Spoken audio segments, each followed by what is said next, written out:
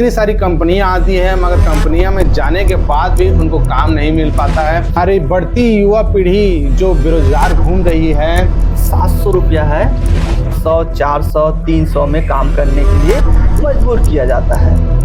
नमस्कार दोस्तों, मैं बढ़ती बेरोजगारी के बारे में और बोलना चाहता हूं कि आज एरिया देखा जाए, कोरबा एरिया के अंतर्गत हम बहुत सारे प्लांट है और जैसे कि एनटीपीसी ले जाए, सीएसबी ले लिया जाए, इतनी सारी कंपनियां आती हैं मगर कंपनियां में जाने के बाद भी उनको काम नहीं मिल पाता है। तो मैं और बेरोजगार युवा पीढ़ी के बारे से बोलेंगे। आइए, नमस्कार मुकेश भाई, आइए बैठिए। नमस्कार भाई, नमस्कार। तो मैं आपसे पूछना चाहता हूं कि हमारी बढ़ती युवा पीढ़ी जो बेरोजगार घूम रही है, तो वो रोजगार पाने के लिए क्या करें और किस तरह जूझ रहे हैं, उस समस्या के बारे से आप हमें बताइए, ताकि आने वाले समय में जो हमारे युवा बेरोजगार है उनको रोजगार मिल पाए। उनके बारे से आप 2 शब्द बोलिए। तो सबसे पहले आप सभी को नमस्कार। तो मैं मुकेश भाई मैं मान लीजिए धीरेन्द्र भाई 5 साल 6 साल एनटीपीसी में काम किए हुए हैं, ठीक है, मैकेनिकल क्षेत्र में।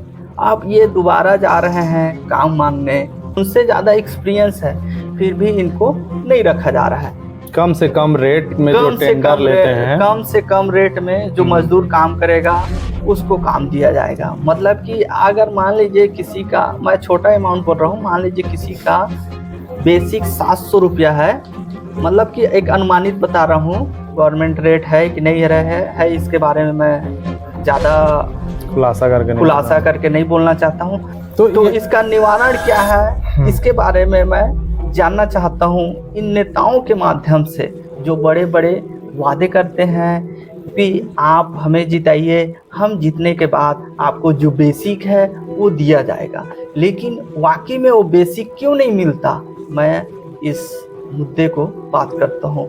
मैं उन सभी कंपनियों को आरोप नहीं लगा रहा हूँ, लेकिन 50 से 60% कंपनियां वैसे ही करती है, क्योंकि उनका बेसिक मूलभूत सुविधाओं से वंचित कर देते हैं और उन्हें 500, 400, 300 में काम करने के लिए मजबूर किया जाता है।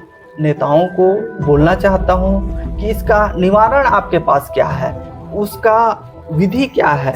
देखिए, इसके माध्यम से चुनाव जब आता है उन्हें बहुत सारा फंड दे दिया जाता है, बहुत बड़े बड़े प्लांटों से, जैसे कोरबा उद्योग क्षेत्र है तो जितना भी प्लांट है उन्हें फंड दे दिया जाता है और मुद्दा दब जाता है, क्योंकि चुनाव जीतने के बाद मतलब कि ये सब वादे भूल जाते हैं लोग। ये वास्तविक सच्चाई है। तो मैं उन नेताओं को बोलना चाहता हूँ, इसका निवारण क्या है।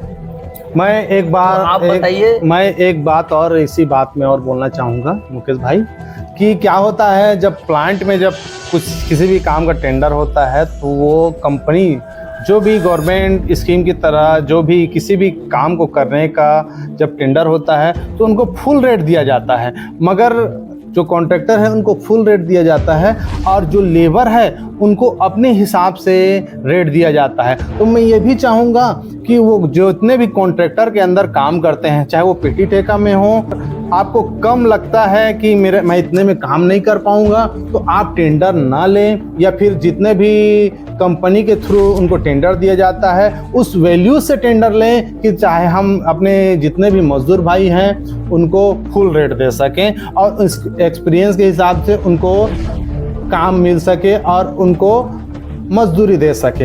ये ना कि टेंडर लेने के बाद उनको निश्चित तौर से रेट दें। ये हमें हमेशा जूझते रहते हैं और हमेशा ऐसी प्रॉब्लम टेंडर वाली बात में ना एक छोटा सा पॉइंट मैं और जोड़ना चाहता हूँ, क्योंकि कोई भी ठेका कंपनी हो या कोई ठेकेदार हो, अपने दिल पे ना लीजिएगा। देखिए, ये क्या है, जब वो ठेका मिलता है तो क्या है, देखिए, जब किसी कंपनी को या किसी ठेकेदार को ठेका मिलता है तो जो भी गवर्नमेंट कर्मचारी है, ठीक है, जितना भी गवर्नमेंट कर्मचारी है, चाहे वो इंजीनियर हो, चाहे वो मतलब कि अधिकारी हो, सर्वेक्षण हो, जो भी अधिकारी हो, उन लोग का कमीशन बंधा रहता है ऊपर से नीचे तक, चाहे वो बिल सेक्शन हो या कोई भी सेक्शन हो, जितना भी सेक्शन से फाइल गुजरती है वो टेंडर से लेकर संबंधित सबका कमीशन बंधा रहता है।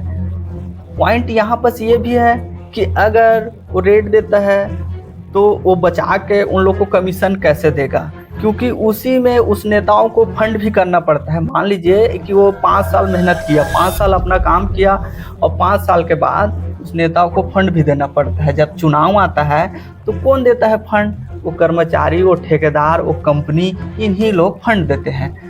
तो मैं यही करना चाहता हूँ, जितने भी सरकारी कर्मचारी हैं उन लोग अपना काम ईमानदारी से कीजिए।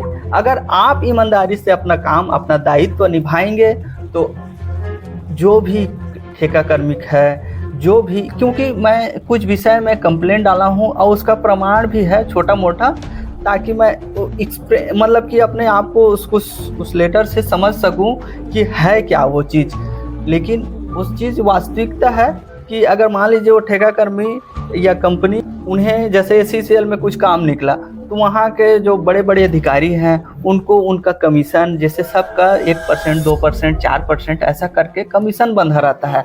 तो मैं बस यही कहना चाहता हूँ, अगर आप लोग अपना काम ईमानदारी से करेंगे तो किसी को बेरोजगारी नहीं होना पड़ेगा, कोई भी बेरोजगार नहीं होगा। खदान में कुछ काम हुआ, नया टेंडर होता है, टेंडर, वहाँ पर अगर 30 मजदूर का जरूरत पड़ा, वहाँ पर उसे 15 मजदूर में काम को निपटा दिया जाता है। तो आखिर में 10 मजदूर का पेमेंट बचा ना। तो यही कहने का मतलब है कि आप जब 30 मजदूर का ज़रूरत है, रिक्वायरमेंट है, तो आप 30 मजदूर दीजिए।